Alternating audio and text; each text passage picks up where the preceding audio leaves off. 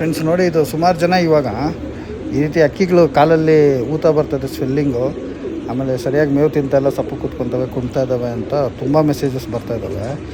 ಇದಕ್ಕೆಲ್ಲ ರೀಸನ್ನು ಈ ಕೋಲ್ಡಲ್ಲಿ ನೋಡಿ, ಈ ಥರ ಮೆಟಲ್ ಕೇಜಸಲ್ಲಿ ಅಕ್ಕಿಗಳನ್ನ ಇಡೋದ್ರಿಂದ, ಈ ಥರ ಜಾಲ್ ಬಾಕ್ಸ್ಗಳಲ್ಲೂ ಕಬ್ಬಿಣದ್ದು ಮೆಟಲ್ ಕೇಜ್ ಬರ್ತದಲ್ಲ, ಅದರಲ್ಲಿ ಅಕ್ಕಿಗಳು ಇಟ್ಟರೆ ಈ ರೀತಿ ಕೋಲ್ಡ್ ಜಾಸ್ತಿಯಾಗಿ ಜಾಯಿಂಟ್ಸಲ್ಲಿ ಸ್ವೆಲ್ಲಿಂಗ್ ಬರುತ್ತೆ.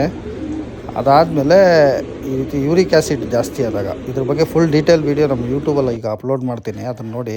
ಇದು ಒಬ್ಬ ನಮ್ಮ ಸಬ್ಸ್ಕ್ರೈಬರ್ದು ಆಗಿದ್ದು 2 ಇಯರ್ಸ್ ನೋಡಿ, ಈಗ ಕಂಪ್ಲೀಟಾಗಿ ಕ್ಯೂರ್ ಆಗಿದೆ.